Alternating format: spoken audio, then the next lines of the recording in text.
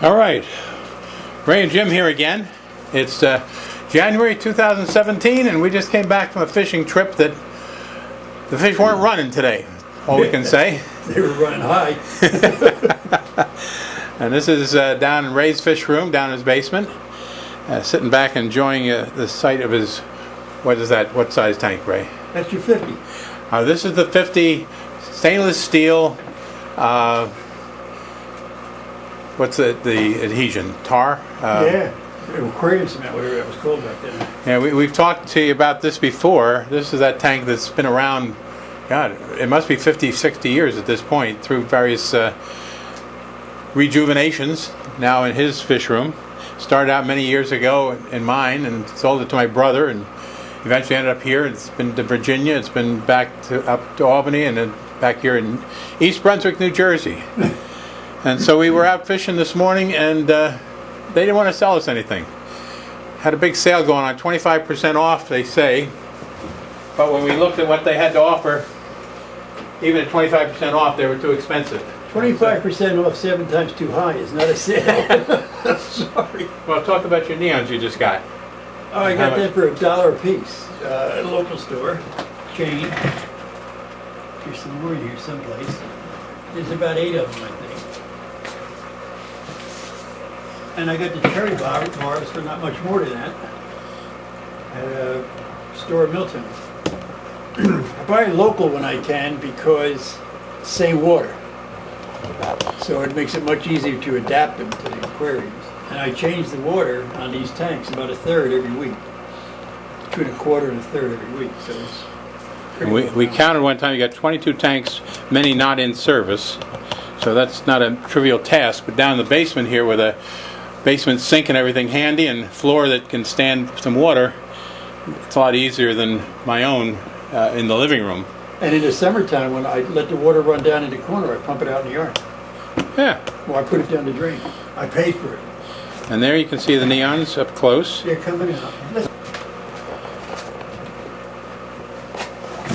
Boom time up, the danios came out of nowhere. Oh, now we got activity. Now talk about your plants. Here come the cats. The wisteria that I see all over there seems to come and go. And right now you seem to have a... Well, what it does is it makes separate plants, which I pinch off now and then. So sometimes they look a little light because I just took a plant out of this, pinched it off and plant that. That would leave that middle section looking kind of blah. Yeah. If they don't get enough light, of course they don't grow.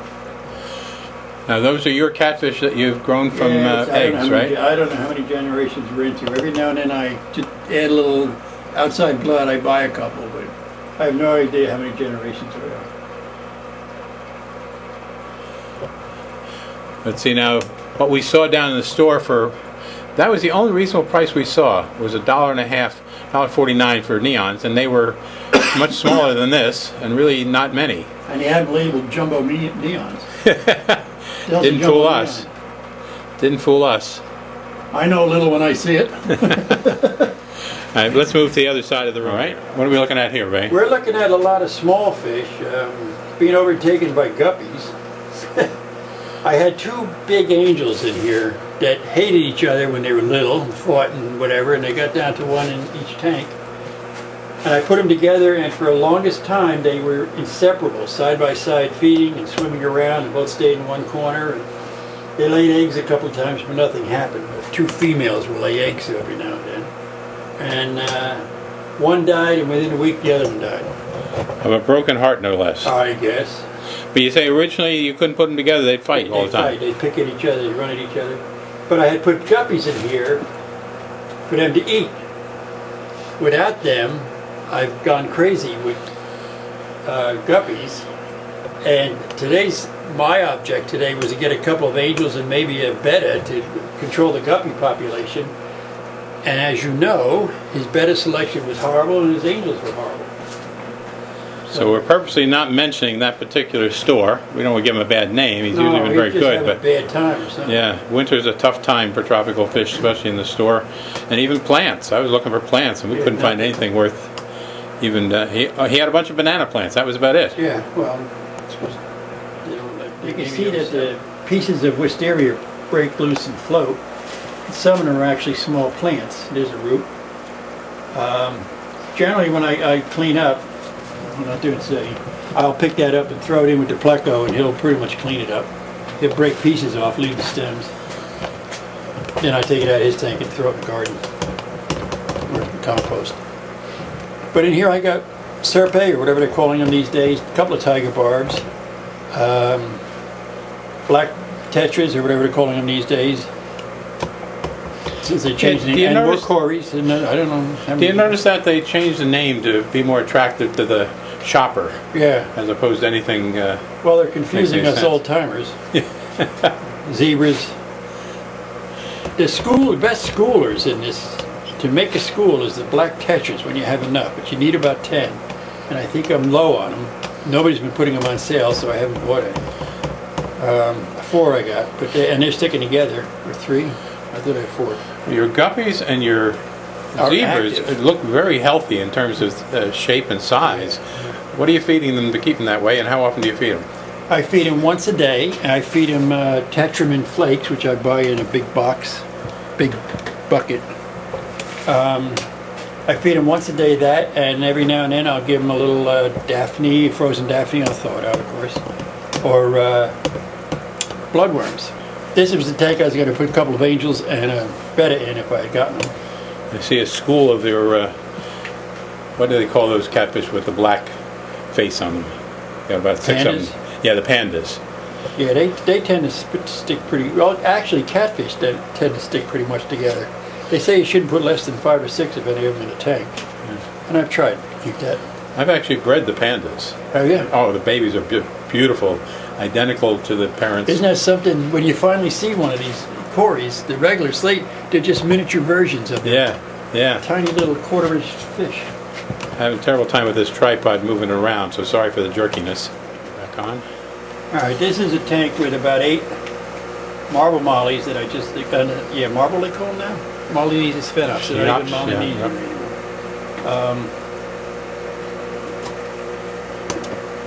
I just got them on sale, and they're very bashful. There's 3 of them out of the 8. And so when you say you got them on sale, what would you pay for them? Do you remember? I don't remember. It was a decent price, and if you bought 6, they gave you 2 more for free. Oh, Same with these black ones over here, the black ones. But they're very all bashful for some reason. There's guppies in both tanks because I had guppies. I don't even know where the blacks are. I'm going to say, they're not coming out. I see one back in the corner, one under the heater. Yeah, they're playing shy on us. Yeah. Now, your water asteria seem to be doing well in these tanks. Yep. What's the secret to them not falling apart like we were talking about in the earlier tank? If I knew the answer, I would tell you, believe me. I don't know the answer. It just comes and goes. We were talking about that on our trip this morning as to what causes, for example, duckweed to thrive and all of a sudden fill up the tank to the point where it cuts out the light, and then it disappears and you'll go months without any, and we don't know what the factors are. I don't have any idea. This is my Pleco. Okay, 1 Pleco and a gold cichlid. Pleco is all the way in the back. He likes the back wall because I'm not there. But this is he. Come on, buddy. There he is. Oh, yes. Goes right back to the back. The sticker. Now bring him out again. Come on, bud. Come on. Atta boy. There we go. Oh, yes. Whoop. Right back to the back. Oops. There we got a That's cichlid. the yellow cichlid. It's not one of those small ones that's growing up, is it? Yeah. Oh, my goodness. He's like 10 times the size of what we started, huh? The one you just gave me? Yeah. And he's got a broken flower pot in there that he lives in. I can see his tail sticking out the back here. Yep, and this is the cleaning tank. You put anything in here, he cleans it off, right? Yeah, pretty much. I planted wisteria in here, and in the morning all I had was stems. Every now and then I'll throw a cucumber in. Half a cucumber, scrape the pits out with a spoon and throw that in. In the morning there's nothing but skin. Interesting. And he moves this around at will, this pottery. And then we have a tank like this that's just sitting there waiting for some fish to come by Or and make itself home. Same with this one. I just cleaned this one up. And I was going to get something to put in here today, but that guy's prices are too high. Yeah. We have to go to the one in Pennsylvania, I think. And there's a small wisteria in the back that doesn't look like much, but next time we do a room update, we'll see how big that grows. The rest of this is that Java fern you can't kill. It keeps growing. And the Pleco won't eat it. In here I have a couple of paradise gouramis and some giant danios. Not giant, danios. Plain danios. And cories. See if they come up. Here comes one of the paradise. Oh yeah. I also got one of these little plecos that never go over 3 inches or something. Huh. Had one in each of the other tanks. I don't think we're going to get a clear picture, but I saw him come out and it struck my interest. There he is. You can see where I was trying to get it anyway.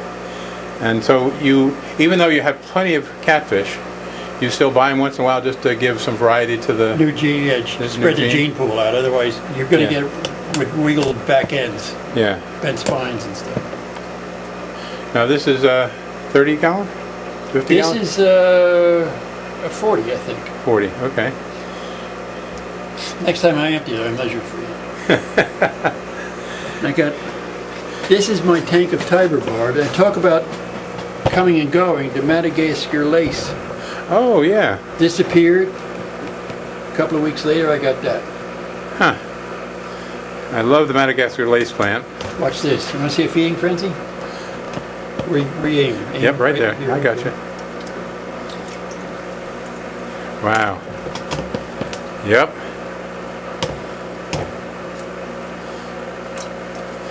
And these are mostly, you buy at $1 and they grow up. Yeah, you'll see a couple little ones that were the last ones for $1. And what were the price of these down at the store we were just at? $6.99. 25% off $6.99. And they were nowhere near this size. No. So it wasn't like they were big or something like that. No, they weren't. You got to know what you're looking for, that's for sure, and you got to know what you normally can get them for. And that's a private guy. It's, I buy these at the chains, which I'd rather deal with a private guy.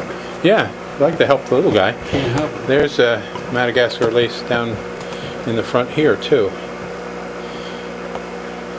Over here, that's this? Yeah. Yeah. Yeah. So every now and then I get look at his 3 big stems and it was gone. Yeah. Yeah. And again, down below there's another empty tank that just some plants and stuff. Same with this. I plants with that Nutella where it's taken over. That's what they call it, Christmas tree fern, maybe? Oh, I don't know. They get all the cutesy names now. Yeah. This is my tank full of angels. 1 kissing gourami, a bunch of gouramis, some guppies, which they keep in check, and a kissing gourami. There he is in the back, who hides when I come. He doesn't like to be seen. It looks like a good 8 inches or 12 inches. The kisser? No, he's not 12. Oh, I'm talking about the angels. Oh, the angels. I don't see the kisser. He's down in the back Oh, there. okay. See the pink here? Up, yep. Yeah, there. He wants to hide. That one in the back, I think, is one of the biggest. Is his mate. Oh, there we go. They're due for a water change. Yeah, and a lot of catfish down here in the corner. Yeah, Boy, and how. I was actually down here one time showing my wife some of the eggs that a catfish lays on the glass, and while I was showing her, a catfish come up and laid more eggs on the glass. See? This is how easy it's done. That's what he does. She does, I guess. They're huge angels.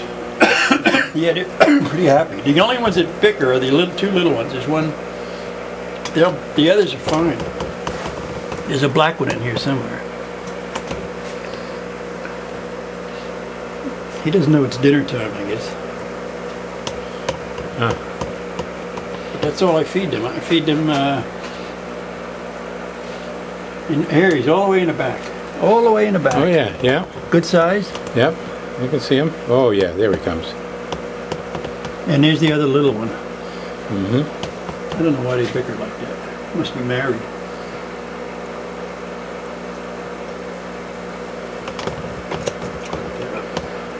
Come on, guys. You can eat.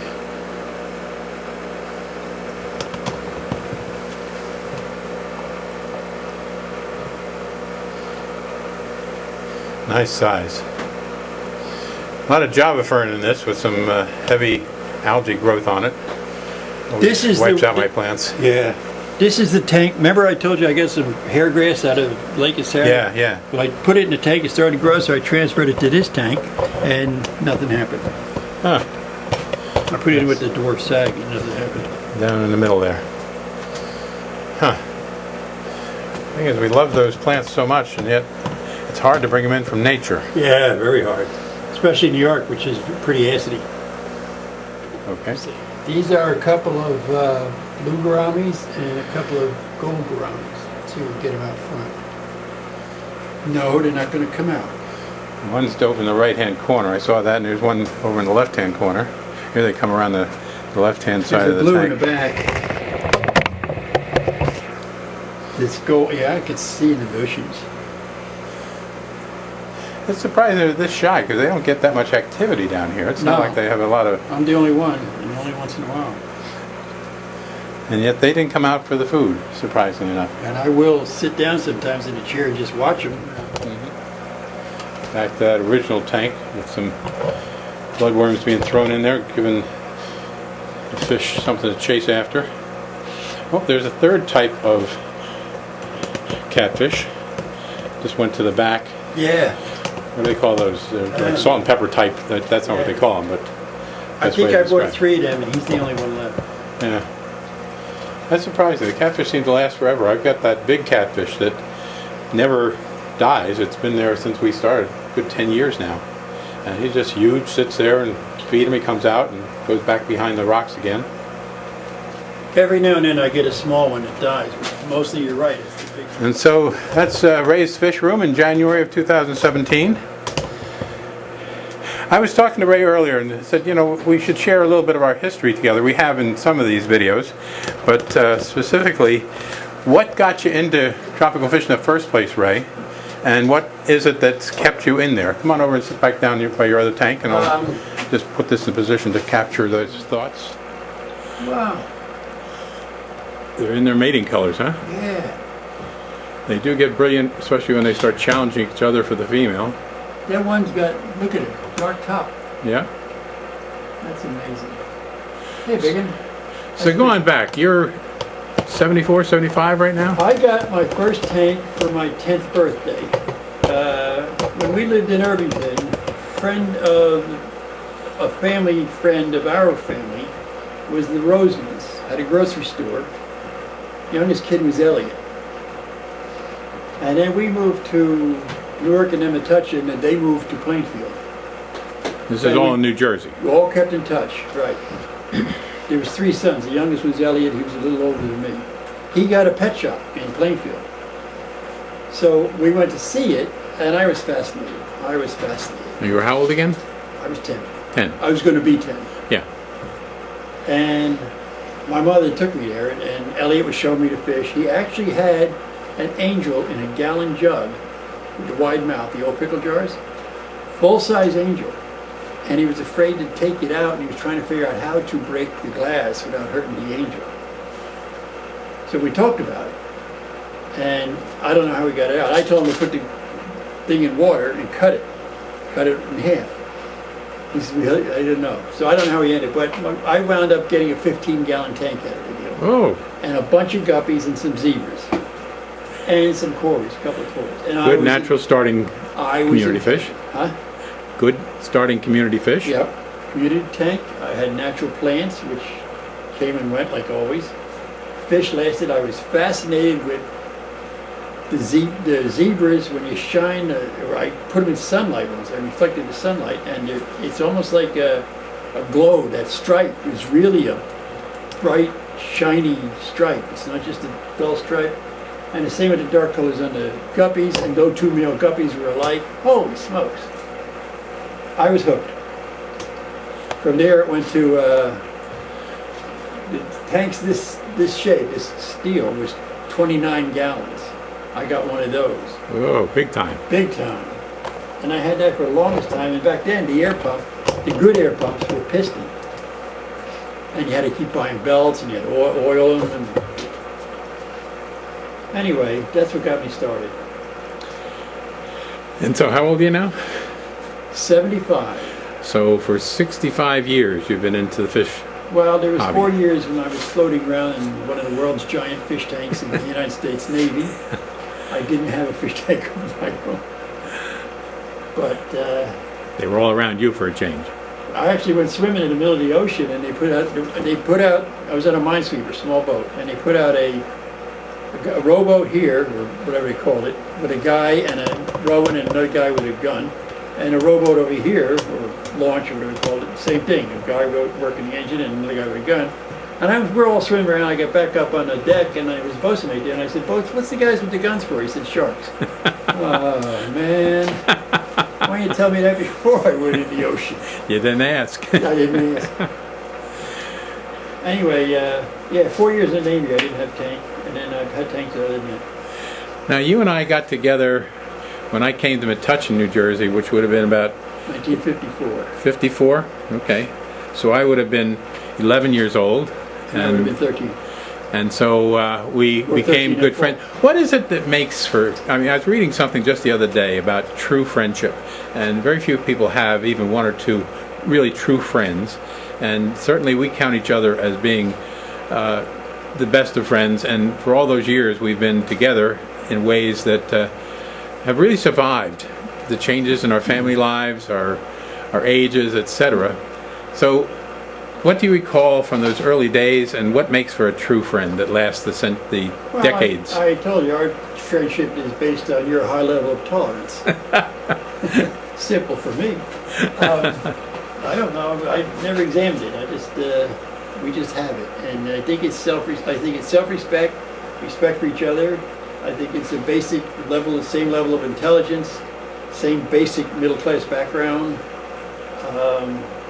A lot of the things going for us at that level, and then like tolerance on both our parts, and caring about each other and whatever. Well, it certainly both has been married and divorced, and the friendship lasted. It certainly is amazing to think that we have a friendship that goes back about 60 some odd years at this point. 50. What's this? 2017. Yeah. It's been half a century, huh? I wasn't even counting. Sure, 60 years. And 17 is 63. Right? Yeah. So 63 years, and one of us is getting old. Not me. The interesting thing is, over all those years, and especially as our teenage years, we've never had any real conflict between us. No. And to this day, we go out, and we live about an hour away from each other here in New Jersey.